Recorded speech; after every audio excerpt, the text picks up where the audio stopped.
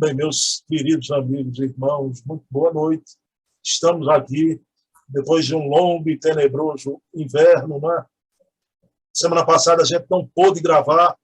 O querido Clay teve um compromisso no lançamento da obra, a biografia de Bezerra de Menezes, O Homem, Seu Tempo, Sua Missão. Mas hoje estamos aqui com muita alegria. Pessoal, o episódio de hoje se intitulará A Loucura sob o Novo Prisma. Está aqui a obra conhecida de todos. Essa edição pequenininha aqui em Pernambuco, ela é muito difundida, Clay. Embora tenha uma edição maior que eu possuo também, e o Luciano Clay lançou ano passado, prefaciou a nova edição da Loucura sobre o Novo Prisma da FEB, não é? Bem, meu querido Clay, vamos iniciar com a prece. Então, elevando o pensamento a Deus, o nosso Pai de bondade infinita, e agradecer na noite de hoje a oportunidade de veredarmos pelo campo da psiquiatria, com a genialidade do Dr. Bezerra de Menezes, e também por assuntos graves do seu coração, que levou a lançar e a escrever essa obra. Então, pedindo permissão a Deus e a Jesus, a quem tudo devemos, iniciamos o nosso programa da noite de hoje. Pessoal, vocês já sabem, Luciano Clay é pesquisador, historiador, presidente da Federação Espírita do Estado do Ceará, nosso amigo que apresenta esse programa brilhante, trazendo informações que a gente não encontra por aí, a gente, na verdade, não sabia. Né? Estava conversando com o Leonardo Marmo, no fim de semana, um grande articulista, e ele diz que realmente é um mundo de descobertas quando vê um programa desse. Né? Luciano, meu querido, tudo bom? Como está você aí no Ceará? Meu filho, tudo em paz. Só um pouco preocupado, porque a ausência de uma semana me deixou com saudade de você e demonstra que esse lado afetivo nosso aqui, graças a Deus, fraternalmente, está bem sólido. Viu? Então, passei uma semana sem o programa, né? Já estou, não sei se mal ou bem acostumado ao seu lado, então realmente me confesso que me fez falta não estar batendo esse papo com você na semana passada. Mas tudo em paz, meu irmão, graças a Deus. Meu amigo, eu como sou apenas aqui seu coadjuvante, eu não ia dizer não para não valorizar muito, né? Mas, na verdade, eu senti foi um buraco essa semana, viu? Semana não foi normal com a falta do nosso programa, viu, Clay? Amigão, vamos lá, primeira pergunta que eu queria te fazer. Clay, eu acho que você sabe, as pessoas falam sobre essa obra, né? E há uma zona cinzenta aí, né? E tem gente até que diz que o Bezerra escreveu antes de ser espírita. O que sempre me causou estranheza, Clay. Aí, agora aqui, a oportunidade única, né? Quando o doutor Bezerra de Menezes começou a escrever a obra, e por que, Clay, ele começou a escrevê-la? Excelente pergunta, querido. Realmente foi um trabalho que, de certa forma, fez com que nós perdêssemos muito tempo para tentar montar esse quebra-cabeças, inclusive quando o livro foi lançado, quando o Dr. Bezerra de Menezes concluiu a obra. As informações eram incertas, inconsistentes, e aí foi quando nós resolvemos, e sempre digo que ninguém trabalha sozinho, há certamente a presença de amigos do Dr. Bezerra de Menezes, que interessados em divulgar essa obra, que no ano passado, porque ela é uma obra póstumamente publicada, vamos explicar na sequência, completou-se exatamente o primeiro centenário do seu lançamento. Ela foi lançada em 1920. Então, em função desse período de celebração do seu primeiro centenário, nós conseguimos, surpreendentemente, encontrar algumas informações a partir do texto original escrito do Dr. Bezerra de Menezes, que nos permitiu pontuar com precisão, historicamente falando, e até cronologicamente, para situar a obra, e dizer que ela é uma obra que se iniciou a partir exatamente do momento em que o Dr. Bezerra de Menezes passa por uma prova acerba, uma das mais dolorosas da sua vida, que ele próprio mais tarde registraria, que foi um processo obsessivo grave experimentado pelo seu filho mais velho, Adolfo Bezerra de Menezes Júnior. Essa é uma outra questão que até nós encetarmos essa pesquisa, ninguém sabia. Inclusive, alguns pesquisadores divulgavam, porque é um detalhe interessante, que o filho do Dr. Bezerra de Menezes, acometido pela obsessão, seria o segundo filho do primeiro casamento, com Maria Cândida. Nós sabemos que ele teve 2 filhos, o Adolfo, o mais velho, nascido em 1860, e o segundo filho, nascido em 1862, chamado Antônio. E o Antônio cursou a Faculdade de Medicina, abandonou o curso e desencarnou, na verdade, no dia 2 de abril de 1887. Então, alguns pesquisadores atuais, embora o Dr. Bezerra de Menezes, nas edições recentes de A Loucura sob o Novo Prisma, como na primeira lançada em 1920, ele diz que um filho seu, estudante de medicina, teria sido acometido por uma pertinaz obsessão, e isso tudo motivou o seu interesse para compreender melhormente a problemática da loucura, enxergando-a por uma nova perspectiva, que não a da medicina oficial. Então, num contexto em que os alienistas, como eram chamados os médicos psiquiatras no Brasil oitocentista, e no mundo como um todo, ainda estavam em processo de constituição ou de estruturação, tanto da psicologia quanto da própria psiquiatria. Então, o doutor Bezerra de Menezes, e você citou na sua prece, inspiradamente, ele era um gênio. A sua genialidade permitiu que ele pudesse transitar como médico, embora não fosse a sua especialidade, mas ele vai se dedicar a um estudo acurado do que havia de novidades em relação aos estudos psíquicos, aos estudos da alma humana, da psique humana até então, para fazer aí um casamento perfeito com aquilo que Allan Kardec asseverara nas obras fundamentais do Espiritismo, notadamente o Livro dos Médiuns, lançado em 1861. Então, essa confusão que é feita em relação ao fato de se dizer que o Dr. Bezerra de Menezes teria começado esse trabalho antes de ser espírita, não procede. Ele já era espírita, mas não espírita declarado. É preciso nós entendermos que há um interregno, há um intervalo de tempo, desde quando o Dr. Bezerra de Menezes, em 1875, ele conhece o espiritismo, a partir da recepção do Livro dos Espíritos, o colega médico, tradutor para o português, e o primeiro a publicar em livro o Livro dos Espíritos vertido à nossa língua, o Joaquim Carlos Travassos, e ele começa a estudar o espiritismo e passaria 11 anos sedimentando as suas convicções para somente, aí sim, oficialmente, no dia 16 de agosto de 1886, no episódio conhecido, já falamos outras tantas vezes aqui, da Guarda Velha, na noite de uma segunda-feira do dia 16 de agosto, daquele ano de 1886, ele faz a sua declaração pública de adesão ao espiritismo. Aí sim, ele se torna efetivamente espírita e passa a se dedicar com mais afinco à divulgação do espiritismo. Mas o que as pessoas se esquecem é que o Dr. Bezerra de Menezes, nesse intervalo de tempo, de 1875 até 1886, ele continuou estudando o espiritismo. Ele estava vivenciando as suas experiências mediúnicas com o médium João Gonçalves do Nascimento, que por volta de 1880 e 1882 curou de uma dispepsia de natureza nervosa, como também fez o receituário mediúnico homeopático, que diagnosticou que a sua segunda esposa, Cândida Augusta, ela tinha um problema uterino e não uma tuberculose, como os médicos, seus colegas, asseveravam. E já em 1883, ele escreverá o seu primeiro artigo para o Reformador, portanto, 3 anos antes. Então, ele continuava estudando o espiritismo. E essa obra ele começou a escrever antes da sua adesão pública. Como, aliás, nós descobrimos também, vai ser um outro momento aí do nosso bate-papo futuro, para falarmos do Bezerra de Menezes romancista, falarmos mais detidamente a respeito do significado de alguns de seus romances. O seu primeiro romance, na verdade, ele começou a escrever em 1885, um ano antes dele se declarar espírita. Então, a confusão talvez se deva por conta disso, mas ele já era espírita.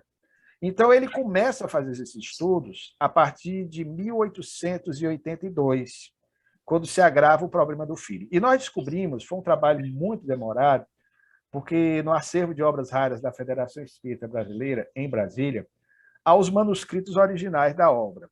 e há aquele que foi o esboço, o protótipo, o original da obra, que, aliás, era intitulada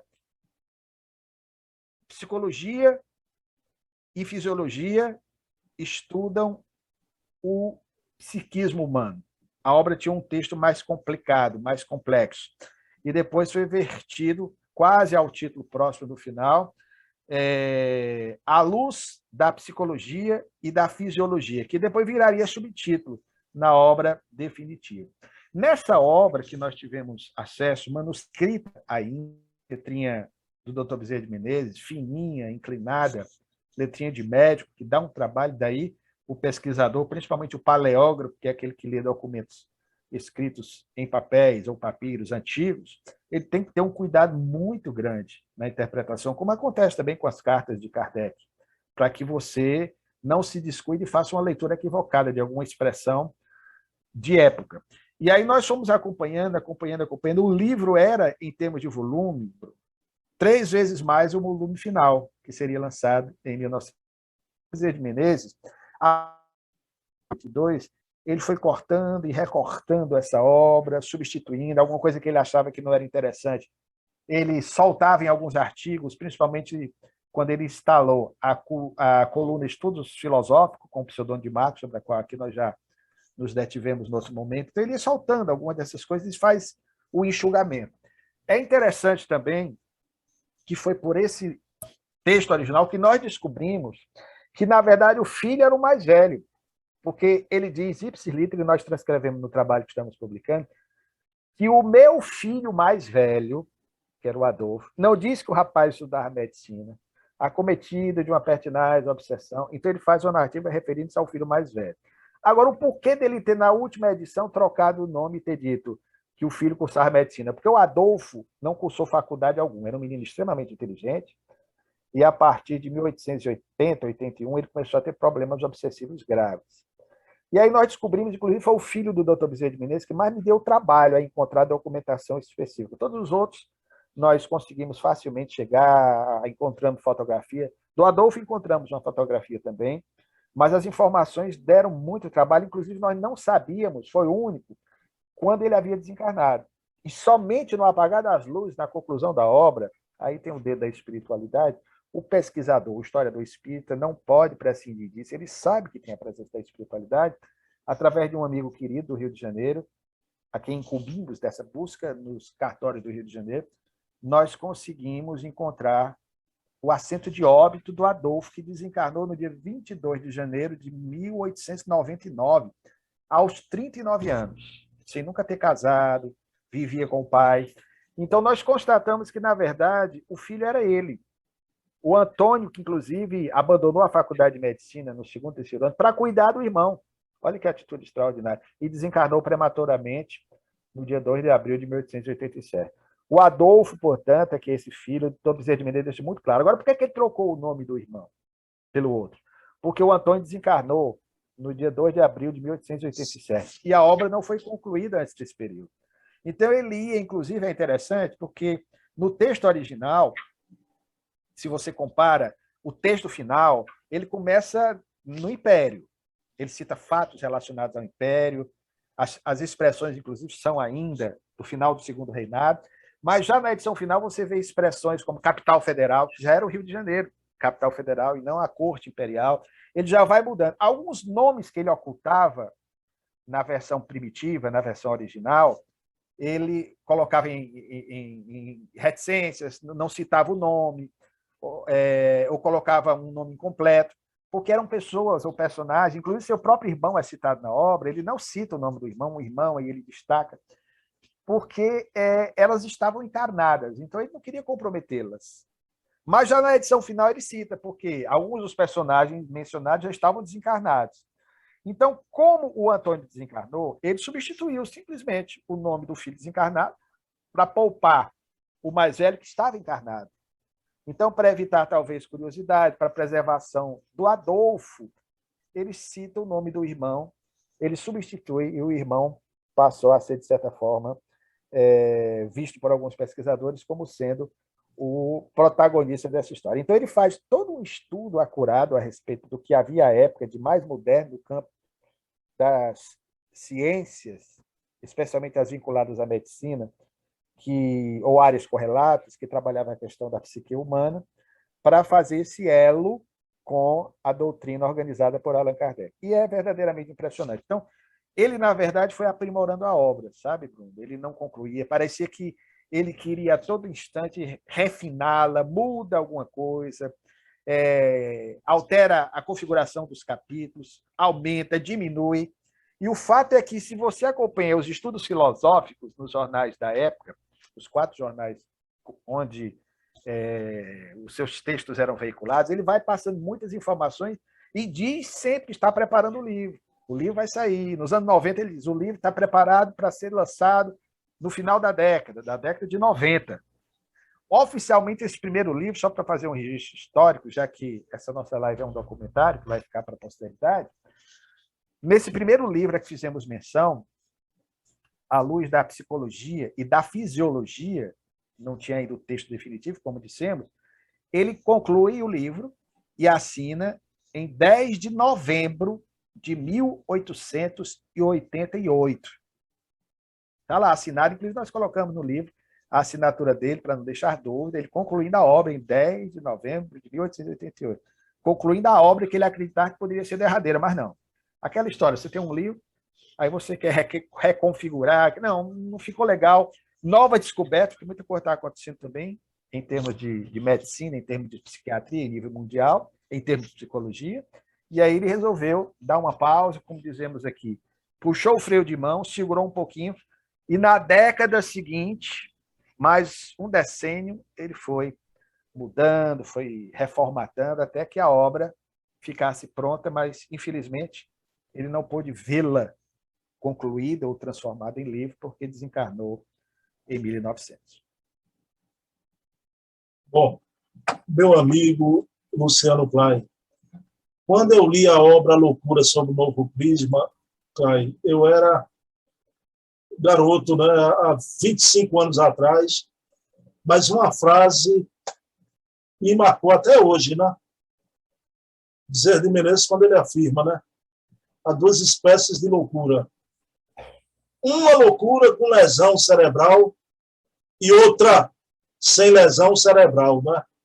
Clay, só que 20 e poucos anos, isso foi ontem, né? Está pertinho. Eu imagino o impacto dessa obra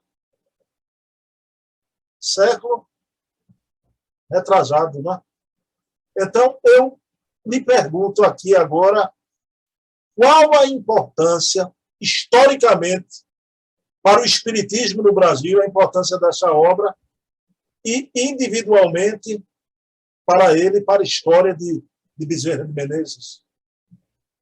Meu querido, já estou até anunciando aqui, quebrando um pouco a surpresa, em live futura que vamos fazer com você, nesses nossos programas semanais, nós vamos trabalhar um tema que é o título de um dos nossos capítulos do livro, que é Bezerra de Menezes, o mais científico dos espiritistas brasileiros oitocentistas. Essa é uma obra eminentemente científica. E você que a leu há 20, 25 anos, como eu também, e ainda hoje, é uma obra fácil de ler. Você lê de uma sentada, é um livrinho curto.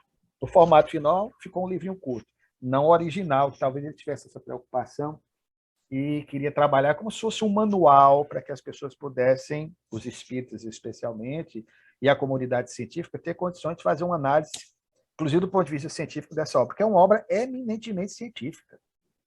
É a mais extraordinária, a mais estupenda obra científica do Espiritismo, publicada no Brasil. Eu me refiro por um brasileiro, não estou me referindo às que vieram da Europa, porque ninguém fez algo igual, em nível nacional, não.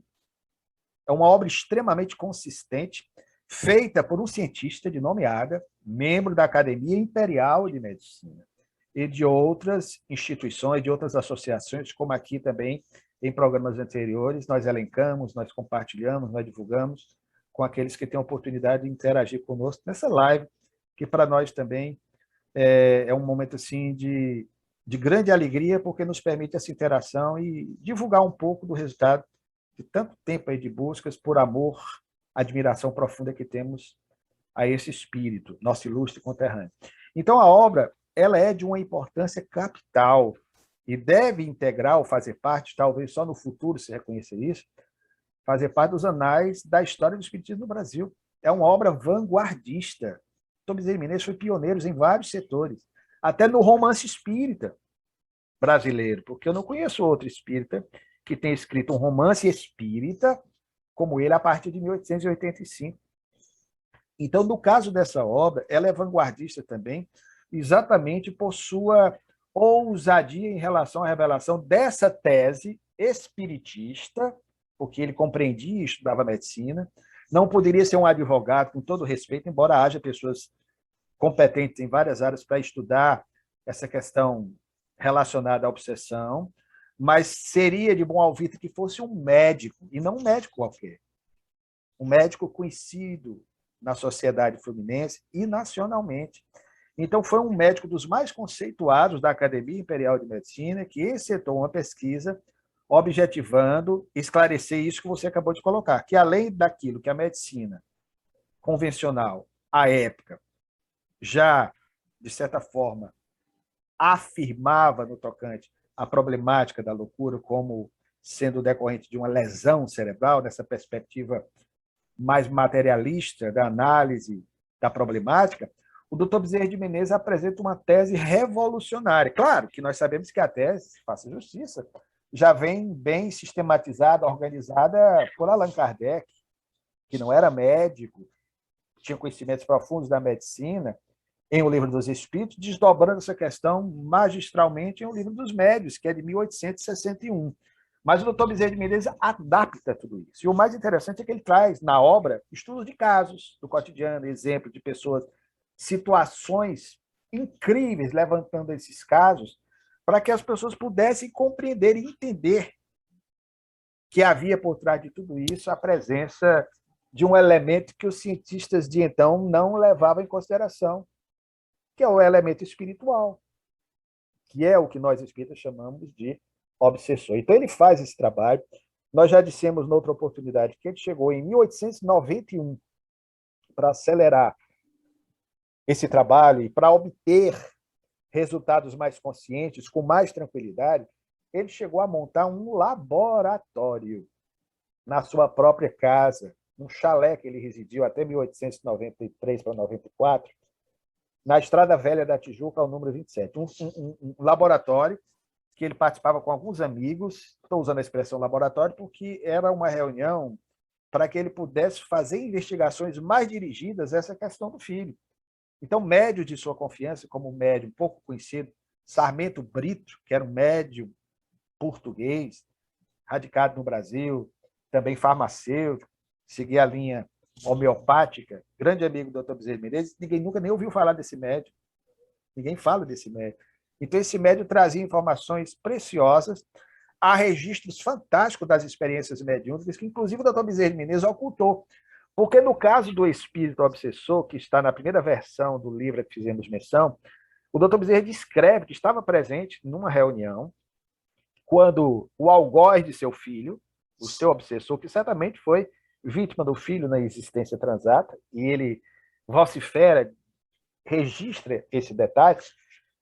O doutor Bezerra não diz na versão original, mas na versão primitiva está lá que o médium, aí, claro, algo inusitado, de forma acrobática, consegue incrivelmente projetar-se sobre a mesa. Claro, foi aí algo inusitado para a época. Se projeta no canto da sala, gargalha e acusa o doutor Bezerra e o filho. Aí tem toda uma história que muitos conhecem para tentar, assim, entender os motivos daquela perseguição atroz ao filho que estava, portanto, já sofrendo terrivelmente essa influência dessa entidade espiritual. O rapaz melhorou bastante, nós temos uma fotografia dele. O Dr. Bezerra amava muito esse filho, tanto que lhe deu o nome, era o filho mais velho, fruto do amor dele e de Dona Maria Cândida.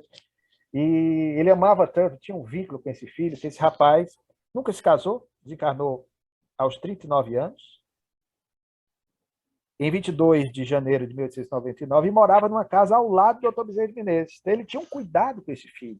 Para onde ele ia, ele, claro, colocava o filho numa casa contígua, uma casa na lateral da outra que ele morava, exatamente para que os próprios irmãos mais velhos pudessem dar o suporte, ficar ali com o rapaz, que, como ele mesmo afirmaria na obra, não recuperou plenamente a lucidez, porque o processo foi muito imbricado, muito grave ao longo de anos, então ele não voltou a ter a lucidez de outrora, mas conseguiu terminar a sua jornada existencial com uma certa tranquilidade e cercado pelo amor do pai e dos irmãos. Ele desencarnou, inclusive, de uma febre, a expressão de época era uma caquexia, né, que é tipo uma febre palustre. Hoje poderíamos até dizer uma febre amarela, também muito comum naquela região florestal do Rio de Janeiro, naquela época. Então, ele desencarna, mas o Dr. Bezerra de Menezes estabelece essa obra que foi um marco para a história do espiritismo no Brasil. E somente agora é que nós estamos reconhecendo. No ano passado, porque ele desencarna sem publicar a obra ficou engavetada, e isso teve um motivo, Bruno. O Dr. Bezerra de Menezes tinha a expectativa de publicar essa obra exatamente por isso ele foi retardando. Eu digo sempre que essa obra foi o xodó da vida dele, aquela obra que mais lhe deu assim prazer em elaborar, em escrever, em fazer as suas pesquisas. Então ele retardou o quanto ele pôde a publicação dessa obra.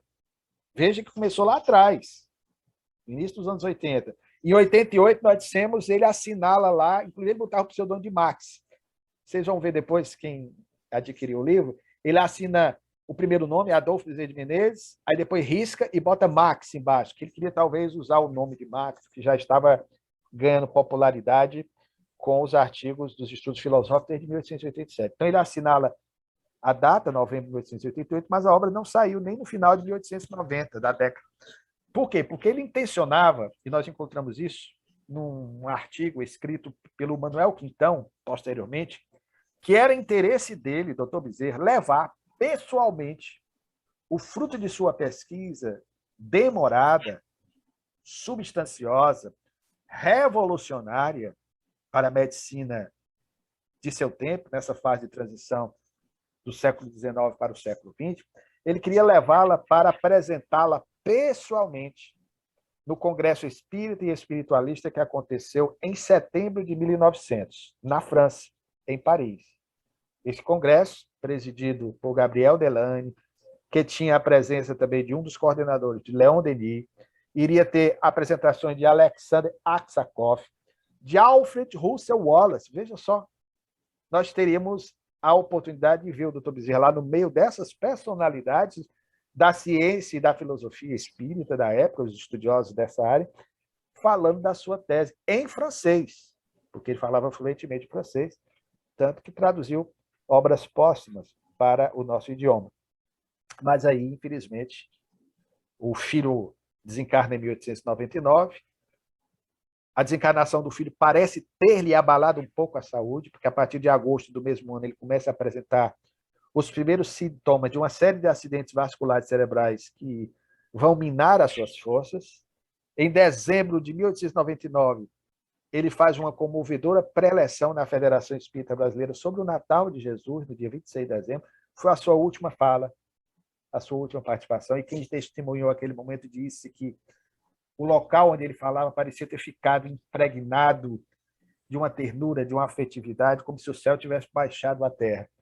E a partir do mês seguinte, aí vem o agravamento da sua saúde, ele fica prostrado, a história que nós conhecemos, impossibilidade de mover-se, num catre, na caminha, na sua residência, na rua 24 de maio, ao número 93, e ali virá desencarnar às 11h30 da manhã do dia 11 de abril, uma quinta-feira, véspera da sexta-feira da Paixão, na sua residência no dia 11 de abril de 1900. Portanto, não pôde levar a obra. Pelo menos fisicamente, ele não se fez presente a esse ágape, a esse encontro, mas espiritualmente ela estava. E a sua obra ficou esquecida durante 20 anos, até que, em 1920, não foi a Federação Espírita Brasileira, seus filhos, e essa é uma ideia interessante, porque muita gente, os filhos do Dr. Bezerra de Menezes não seguiram o espiritismo, está aí a demonstração patente.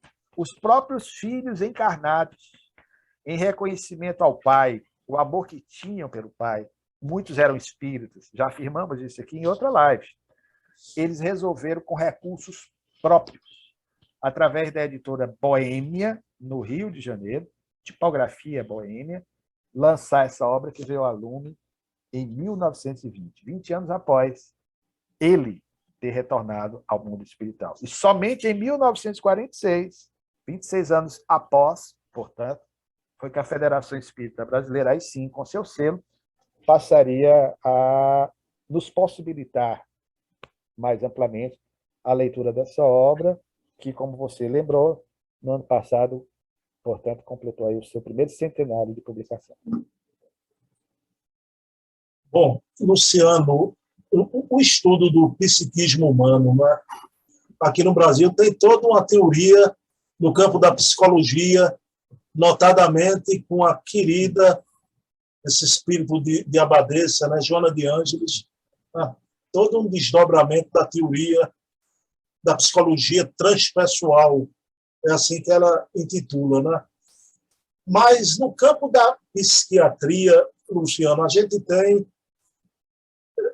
grandes bastiões aqui no espiritismo, né? Inácio Ferreira, Benedita Fernandes, tudo isso de forma materializada, né? Como hospitais tradicionais já, o tradicionalismo Hospital Psiquiátrico Espírita do Rio Grande do Sul, Porto Alegre, né? Benedita Fernandes, lá em Araçatuba, o movimento espírita conhece há décadas já, o Hospital Psiquiátrico Benedita Fernandes leva o seu nome, e o Sanatório Espírita de Uberaba, né? Trabalho maravilhoso do Dr. Inácio Ferreira, o verdadeiro, eu digo o verdadeiro, aquele em vida, e que psicografou por Divaldo informações notáveis, porque tem outras obras por aí, do tal do doutor Inácio, que a gente não aceita, que motivou até um dossiê, e fica claro que aquilo ali não era espírito Inácio Ferreira, não é? Mas o doutor Inácio também escreveu uma obra, Psiquiatria ante a Reencarnação, uma obra maravilhosa, né?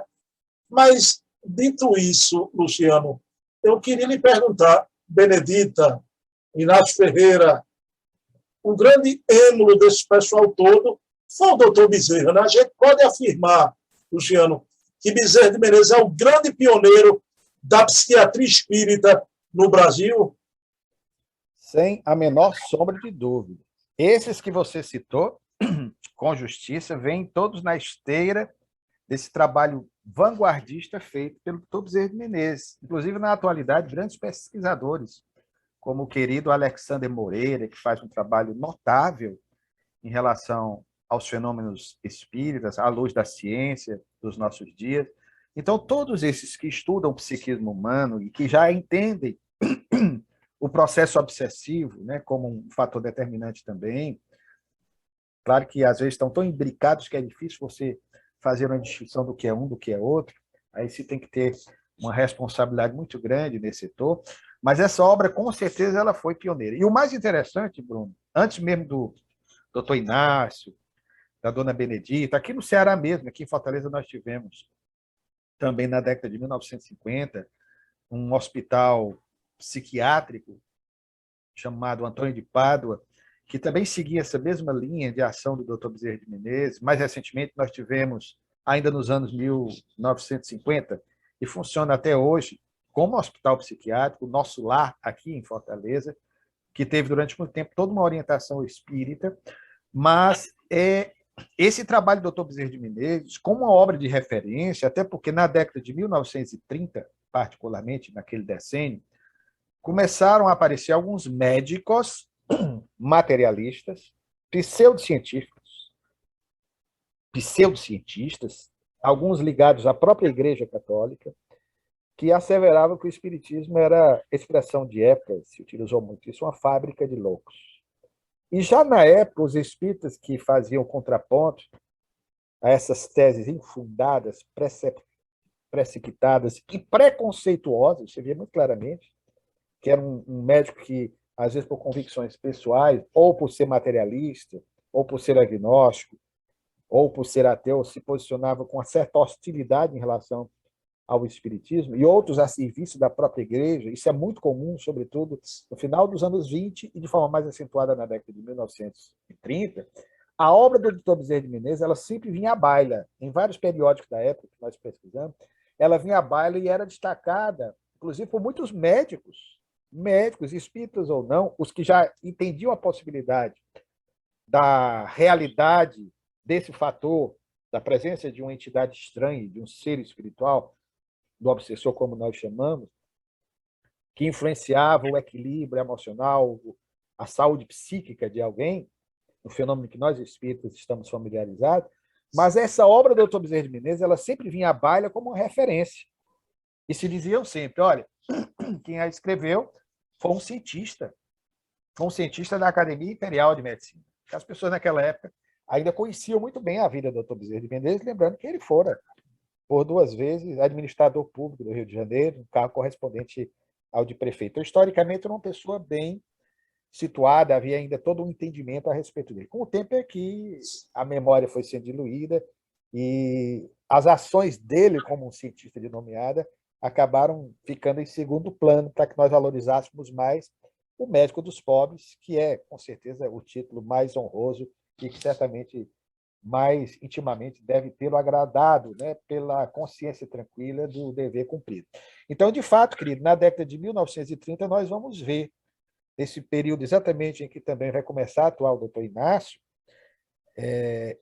alguns médicos já passando a adotar a obra do Dr. Bezerra de Menezes como uma obra de referência, já que não havia praticamente nada, e alguns queriam levantar suas teses, e aí surgia aquela contraproposta, dizendo, olha, se alguns médicos mais ousados, nós vamos constatar que se diz que o espiritismo é uma fábrica de loucos, se fizesse uma enquete nos hospitais psiquiátricos, constatar-se-ia que, na verdade, grande parte, a maioria dos que ali estão, são ou eram de origem católica, 80%, 90%, e o mínimo de espíritas. Então, eram colocações totalmente infundadas, fruto de uma miopia, de uma estreiteza de visão desses cientistas em relação às grandes questões da vida, que teve e terá sempre, e nós vamos ter, eu não sou o Zagalo que dizia antigamente, vocês vão ter que me engolir, mas mesmo aqueles que são contra o espiritismo vão ter que engolir, que historicamente apareceu um cearense como eu, cabeça chata como nós, isso não é ofensa, é até algo certo honroso, faz parte da nossa picardia, da nossa alegria, da nossa maneira de se expressar. Houve um cabeça chata como eu, chamado Adolfo Bezerra de Menezes Cavalcante, que teve a coragem de lançar uma tese revolucionária para a ciência ainda oitocentista, porque quando ele desencarna, Dr. Bezerra não viu, nasceu o século XX, 1900 ainda é século XIX. Então, ele atuou com essas teses vanguardistas no século XIX. Então, vejamos, portanto, a grandeza desse homem e o quanto ele merece ser, por nós, reverenciado. Bom, meu amigo, posso dizer que tiramos o atraso, né?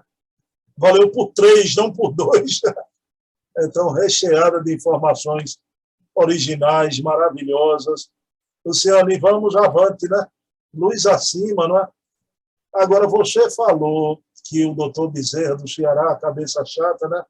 Então, digamos assim, eu sou espírita, eu tenho que segurar o corcel, né?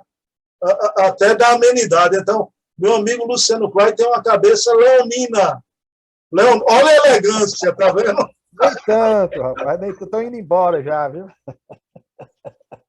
Aí eu não posso brincar, porque senão eu vou perder os cabelos laterais de O doutor castigo. Bezerra, nessa imagem que você tem atrás, ele desencarnou bem calmo. Você estava bem calmo. Ele vai perdendo dos embates da vida, do sofrimento. Meu amigo, essa imagem de Bezerra, para mim, viu, Klein, é a melhor imagem que eu tenho, viu? Aliás, a propósito, a querida Alcione Peixoto, que é filha do Peixotinho, o médium das materializações luminosas. Ela mora em Campo dos Goitacazes, lá no Rio de Janeiro. E ela viu essa imagem. E ela também é médium e disse que teve uma percepção única na vida do Dr. Bezerra de Menezes. E ela disse, olha, Luciano, para mim, de todas as imagens do Dr. Bezerra de Menezes, essa é aquela que mais fielmente traduz o que de fato ele é. Porque ela praticamente está sem retoques. E aí você vê a serenidade do olhar dele. Isso foi dito pela Alcione Peixoto, filha do médium das materializações luminosas, cearense, com família aí no Recife, o nosso querido professor Humberto Doutor Vasconcelos. Humberto Vasconcelos, né? Então, Tem até um centro, a Fraternidade Espírita Peixotinho, aqui em Boa Viagem. É um ser humano de singular beleza espiritual. Você depois manda meu abraço aí para ele, de repente você está mais próximo, né? Então, ela, a Alcione, revelou isso, né? Ô, Luciano, antes da pandemia, o lançamento de um livro de um escritor aqui, Caetano Coimbra, já desencarnado, os filhos que lançaram a obra como os filhos do Dr. Bezerra, e a palestra eu tive com o Dr. Humberto Vasconcelos, né? Foi a despedida, em termos de movimento espírita aqui no Recife, antes da pandemia, para a gente passar esses 2 anos, né? Meu amigão, foi uma felicidade, viu, Caio? Então, a prece final vai ser com a inspiração dessa cabeça leonina para a alegria de todos nós. Pode ser? Pode, querido. Um beijo no seu coração. Obrigado pela oportunidade, uma vez mais. Amoroso Jesus, meigo condutor de nossas almas, embora os embates, as dificuldades cotidianas pelas quais todos nós ainda passamos, nessa fase de perceptível mudança por qual passa o orbe terrestre, nós queremos mesmo assim te agradecer por tudo quanto permanentemente, mercê da misericórdia infinita de Deus, nos tens concedido. A dádiva da vida, a oportunidade da presente existência, a oportunidade especialíssima de conhecermos essa doutrina libertadora que é o Espiritismo, e termos tido no passado referências, exemplos de irmãos nossos mais maduros, que se constituíram modelos por amor à causa do bem, a serem hoje seguidos por todos nós como homenageado desta live, desse encontro fraterno.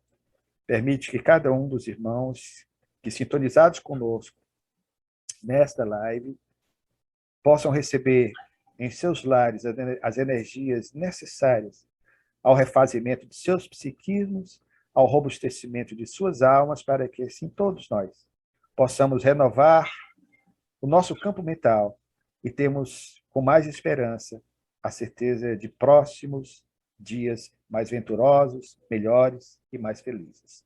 Guarda-nos, Mestre, em tua paz, agora, hoje e sempre. Assim seja.